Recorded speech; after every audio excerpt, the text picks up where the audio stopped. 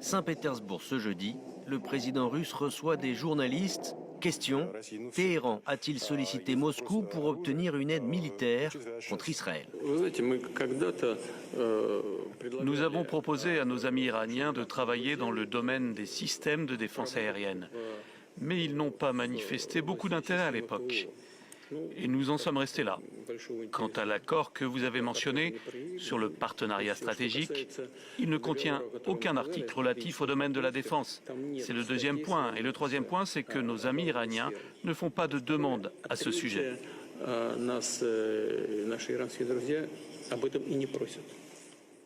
Le partenariat stratégique de 20 ans que le président évoque est un traité signé en janvier entre Moscou et Téhéran qui prévoit bien une coopération plus étroite en matière militaire, mais qui ne comporte pas de clause de défense mutuelle.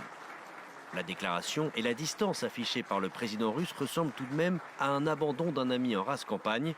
Mardi, l'ambassadeur iranien en Russie postait ce message sur le réseau X. En ces jours cruciaux, la grande nation d'Iran n'oubliera pas quels pays nous ont soutenus et quels pays sont restés indifférents.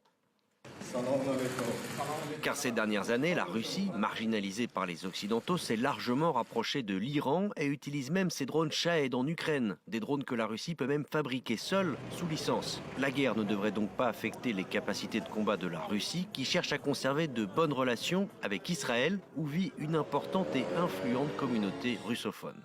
Par ailleurs, selon cet expert cité dans le New York Times, la Russie, lorsqu'il s'agit de l'Iran, doit peser la possibilité d'un affrontement avec Israël et les États-Unis, donc sauver l'Iran n'en vaut évidemment pas la peine. Vladimir Poutine sait qu'il est dans son intérêt de s'attirer les bonnes faveurs de Donald Trump.